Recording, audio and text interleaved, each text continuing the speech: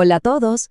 Hoy vamos a meternos de lleno en un tema que es una verdadera urgencia médica, de las más frecuentes que vemos en la práctica clínica. Y por supuesto, un tema clave para el examen UNACOM, el estado confusional agudo, o como también lo conocemos, delirium. Y bueno, esta es la pregunta del millón, la que va a guiar toda esta revisión.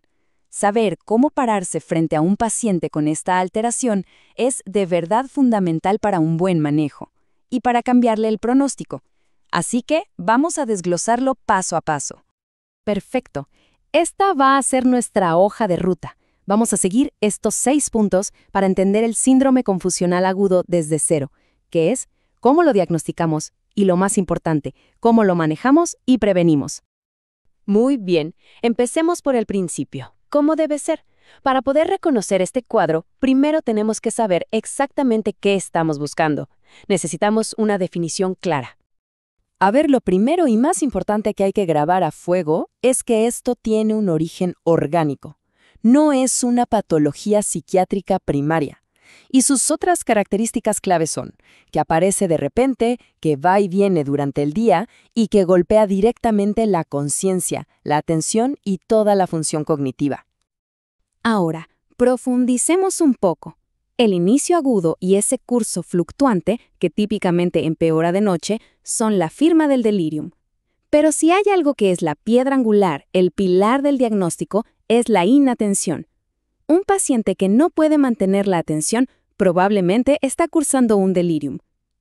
A eso se le suma todo lo demás, la desorientación, las fallas de memoria, a veces alucinaciones y, ojo, la alteración psicomotora, que puede ser desde agitación hasta un paciente totalmente apagado, letárgico, que es el tipo hipoactivo y que muchas veces se nos pasa.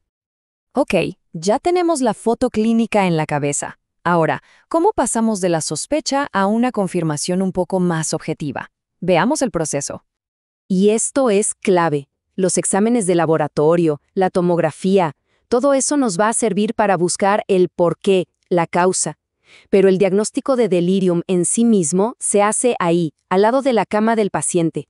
Es pura semiología, pura observación y una evaluación bien dirigida. Para no perdernos, tenemos esta herramienta que es súper práctica y sensible, el CAM. Es simple, se basa en 4 características. Para hacer el diagnóstico se necesita sí o sí la 1 y la 2, o sea, el inicio agudo y la inatención.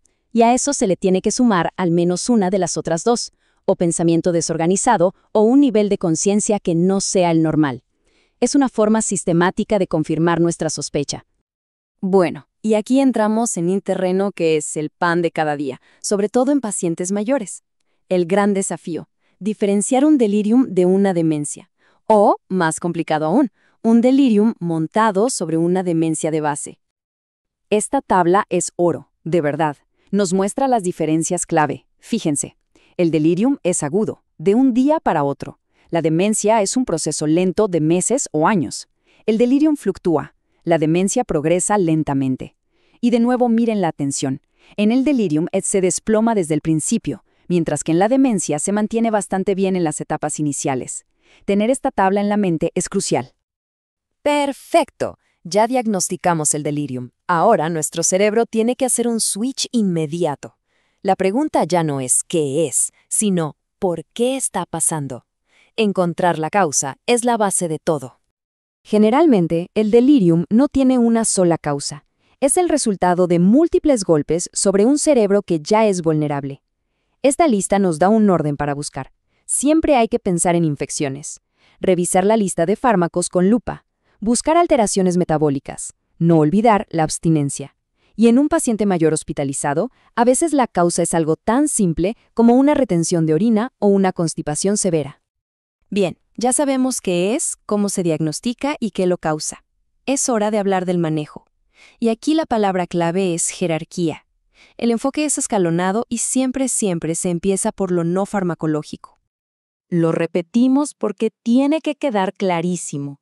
Este es el concepto más importante del manejo. El mejor tratamiento para el delirium es tratar la neumonía, corregir el sodio, suspender el fármaco culpable. Todo lo demás son medidas de soporte. Estas son las intervenciones de primera línea y tienen un impacto tremendo, No hay que subestimarlas. Cosas tan básicas como devolverle al paciente sus lentes, poner un reloj a la vista, mantener una luz prendida de noche para que no se desoriente y movilizarlo pueden acortar la duración del cuadro de forma significativa. Y por favor, evitar al máximo las sujeciones físicas, que casi siempre empeoran la agitación. Hablemos de fármacos, pero con mucho cuidado. Son el último recurso, solo para cuando la agitación es tan severa que pone en riesgo al paciente o al equipo. El haloperidol, en dosis bajas, es el fármaco de elección clásico. Ahora, miren la otra columna. Las benzodiazepinas, como regla general, están contraindicadas, empeoran la confusión. La única, y repito, la única excepción clara es en el delirium por abstinencia a alcohol o a las mismas benzos. Y para ir cerrando, hablemos de las consecuencias. El delirium no es un cuadro benigno que se pasa y no deja rastro. Su aparición es un marcador de muy mal pronóstico. Este número es impactante. Es la tasa de mortalidad al año en pacientes mayores que son hospitalizados y desarrollan un delirium. Esto nos dice dos cosas: la severidad del delirium en sí y la gravedad de las enfermedades que lo están causando. Esta cita lo resume todo. Incluso cuando el paciente sale del cuadro agudo, muchos no vuelven a ser como antes.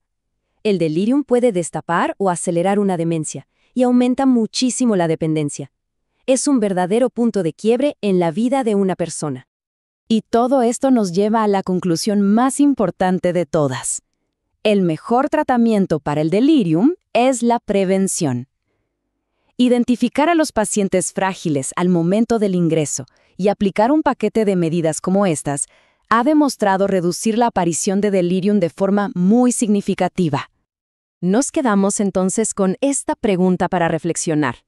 El delirium es un problema enorme, un indicador de calidad de nuestra atención y un desafío para todos.